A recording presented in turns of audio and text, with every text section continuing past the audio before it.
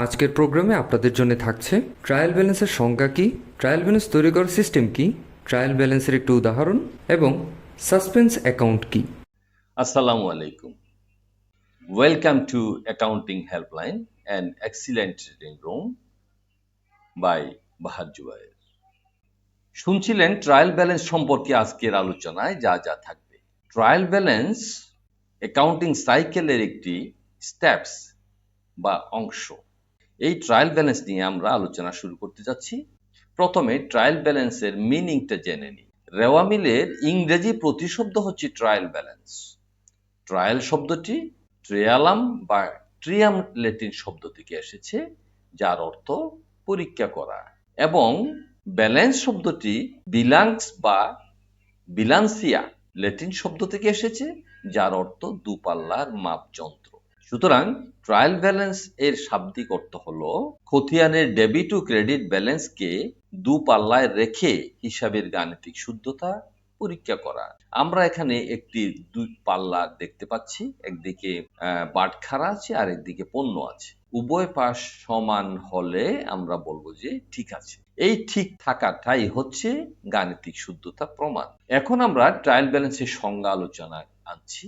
Mix and mix একজন বিশিষ্ট হিসাব বিজ্ঞানী এর মতে হিসাব সমূহের ডেবিট ও ক্রেডিট ব্যালেন্সের সমতা বিধানকারী প্রমাণপত্রই ট্রায়াল ব্যালেন্স। অতএব হিসাবের গাণিতিক শুদ্ধতা যাচাই করার জন্য কোনো নির্দিষ্ট দিনে সকল খতিয়ানের ডেবিট ও ক্রেডিট ব্যালেন্স সমূহকে ধারাবাহিকভাবে সাজিয়ে যে বিবরণী প্রস্তুত করা হয় তাকে ট্রায়াল ব্যালেন্স বলে। এখন আপনাদের সামনে আমরা ট্রায়াল ব্যালেন্সের ছক উপস্থাপন করছি। প্রথমে নাম লিখতে হবে প্রতিষ্ঠানে, তারপর trial balance for the year end date, অর্থাৎ যে বছরের ট্রায়াল ব্যালেন্স হবে সেই সালের নাম। এই ছকে আমরা কলাম দেখতে পাচ্ছি যে 1, 2, 3, 4, 5টি কলাম দেখতে পাচ্ছি। প্রথম কলামের নাম এসএল নাম্বার, দ্বিতীয় কলামের নাম অ্যাকাউন্ট টাইটেলস, এটাকে আমরা ডিটেইলসও বলতে পারি, পার্টিকুলার্সও বলতে পারি। পোস্ট রেফারেন্স, ডেবিট টাকা, ক্রেডিট টাকা। এখানে আমরা লেজার অ্যাকাউন্টের নামগুলা লিখব এবং সেই লেজার অ্যাকাউন্টের বিপরীতে ডেবিট টাকা এবং ক্রেডিট টাকাগুলো লিখব। টোটালটা এখানে সমান হয়ে যাবে। রেওয়ামিল তৈরি করার পদ্ধতি বা টেকনিক। খতিয়ানের ডেবিট উদ্বৃত্ত রেওয়ামিলের ডেবিট কলামে বসে, খতিয়ানের ক্রেডিট উদ্বৃত্ত রেওয়ামিলের ক্রেডিট কলামে বসে। আমরা একটু আগে যে ডেবিট কলাম এবং ক্রেডিট কলামের কথা উল্লেখ করেছি, সেই ডেবিট কলাম এবং ক্রেডিট কলামের কথাই কিন্তু এখন আমরা বলছি যে খতিয়ানের ডেবিট উদ্বৃত্ত রেওয়ামিলের ডেবিট কলামে বসে, খতিয়ানের ক্রেডিট উদ্বৃত্ত রেওয়ামিলের ক্রেডিট কলামে বসে। কিভাবে? বাস্তব পদ্ধতি। আমরা মিস্টার আসাদের দুটি লেজার অ্যাকাউন্টের নাম লিখলাম, ক্যাশ এবং ক্যাপিটাল। প্রথমে ক্যাশের লেজার অ্যাকাউন্ট উপস্থাপন করছি। ক্যাশের বিপরীতে নাম আছে ক্যাপিটাল এবং লাস্ট ব্যালেন্স টাকাটা 20,000 টাকাটা ডেবিট কলামে আছে। একইভাবে ক্যাপিটালের বিপরীত নাম আছে ক্যাশ এবং ব্যালেন্স টাকাটা ক্রেডিট কলামে আছে। এখন আমরা বলবো যে ক্যাশের ডেবিট ব্যালেন্স, ক্যাপিটালের ক্রেডিট ব্যালেন্স। সো ট্রায়াল ব্যালেন্সে তার উপস্থাপনটা আমরা ক্যাশ ডেবিট কলামে লিখছি, ক্যাপিটাল ক্রেডিট কলামে লিখছি। অর্থাৎ এই যে ক্যাশ লেজার অ্যাকাউন্টের নাম এখানে আসবে এবং টাকাটা ডেবিট টাকাটা ডেবিট কলামে বসবে। একইভাবে ক্যাপিটাল নামটা আসবে এবং ক্রেডিট কলামের টাকাটা ক্রেডিট কলামে বসবে। এখন আর দুটি খতিয়ান আমরা আপনাদের সামনে উপস্থাপন করছি, মেশিনারি, অ্যাকাউন্টস পেয়েবল। মেশিনারিতে নাম আছে অ্যাকাউন্টস পেয়েবল এবং ব্যালেন্স আছে ডেবিট কলামে 80,000 টাকা। অ্যাকাউন্টস পেয়েবলের নাম আছে মেশিনারি এবং লাস্ট ব্যালেন্স ক্রেডিট কলামে 80,000 টাকা। এই ট্রায়াল ব্যালেন্সে আমরা দেখতে পাচ্ছি যে মেশিনারির নামটা আসবে ট্রায়াল ব্যালেন্সে আর ডেবিট ব্যালেন্সের টাকাটা বসবে ডেবিট কলামে। একইভাবে অ্যাকাউন্টস পেয়েবলের নামটা আসবে এখানে এবং অ্যাকাউন্টস পেয়েবলের এই যে ক্রেডিট কলামের টাকাটা ক্রেডিট কলামে বসবে। ক্রেডিট ব্যালেন্সের টাকাটা ক্রেডিট কলামে বসবে। রেওয়ামিলের উভয় পাশ মিলে যাবে। অথবা সকল প্রকার সম্পত্তি কোনো প্রতিষ্ঠানের, সেটা ব্যবসায়ী হোক অব্যবসায়ী হোক, সকল প্রকার সম্পত্তি, খরচ, ক্ষতি রেওয়ামিলের ডেবিট কলামে বসে। সকল প্রকার দায়, আয়, লাভ, সঞ্চিতি ও মূলধন ক্রেডিট কলামে বসে। একটি ফর্মুলা আপনাদের সামনে উপস্থাপন করছি। ফর্মুলাটা মনে রাখার মতো। Dealer, DEALER। এখানে দুই ভাগ করব আমরা। ডেবিট কলামে বসবে DEA অর্থাৎ ডিভিডেন্ড বা ড্রয়িংস, এক্সপেন্সেস এবং অ্যাসেটস। ক্রেডিট কলামে বসবে LER, লাইবিলিটিস, ইকুইটি এবং রেভিনিউস। এখন আমরা সেটাকে সরাসরি রেওয়ামিলে কিভাবে বা ট্রায়াল ব্যালেন্সে কিভাবে লিখছি সেটা দেখছি। যে ডিভিডেন্ড এবং drawings, expenses, assets, DEA debit কলামে বসছে, দেখেন আপনারা ডেবিট কলামে বসছে, এবং লাইবিলিটিস, ইকুইটি, রেভিনিউস ক্রেডিট কলামে বসছে LER, DEA LER। ওকে, আমরা খুব সুন্দরভাবে উপস্থাপন করছি, আশা করি আপনাদের ভালো লাগছে। নেক্সট হচ্ছে একটা এক্সাম্পল।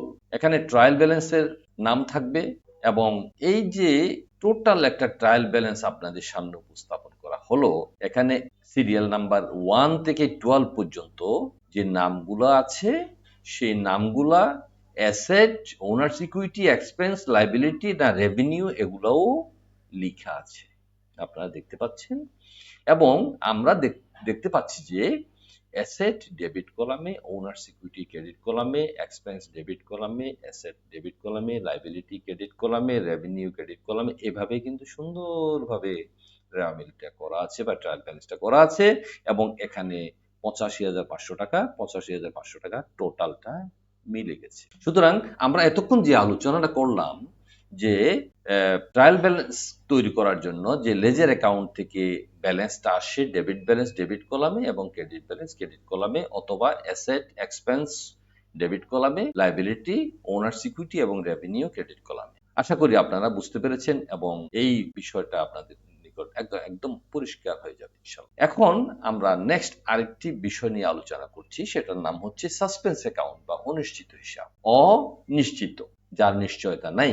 অনিশ্চিত হিসাব হচ্ছে একটি সাময়িক হিসাব।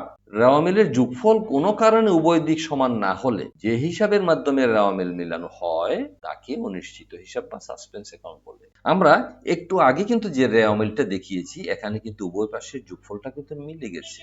আর এখন আমরা বলছি যে যখন মিলে না, উভয় দিক সমান না হলে যে হিসাবের মাধ্যমে রেওয়ামিল মিলানো হয় তাকে অনিশ্চিত হিসাব বলে। উল্লেখ্য যে পরবর্তীতে জাবেতার মাধ্যমে অনিশ্চিত হিসাবকে ডিলেট বা মুছে ফেলা হয়। তাহলে অনিশ্চিত হিসাব আসলেই অনিশ্চিত, সাময়িক সময়ের জন্য এটা লেখা হয়। অনিশ্চিত হিসাবের একটি উদাহরণ আমরা উপস্থাপন করছি।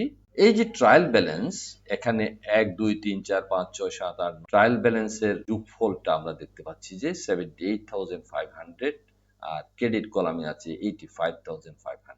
তার মানে কি, এই জায়গায় যে যোগফলটা সমান হওয়ার কথা ছিল তার সমান হয় নাই। এবং কত টাকার সমান হয় নাই, আমরা দেখতে পাচ্ছি যে এখানে 7,000 টাকার সমান হয় নাই।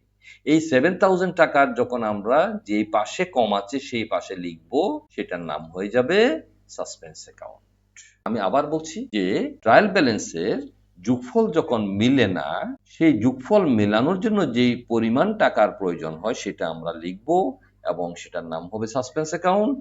এই যোগফলটা মিলানোর জন্য যে সংখ্যাটা লিখবো তার নাম হচ্ছে সাসপেন্স অ্যাকাউন্ট। বারবার একই কথা বলছি আমি মনে রাখার জন্য, এবং টোটাল হয়ে যাবে 85,500। ওকে, প্রিয় শিক্ষার্থী এবং আমার দর্শক শ্রোতা, আজকে ক্লাসে অংশগ্রহণের জন্য আপনাদেরকে অসংখ্য ধন্যবাদ।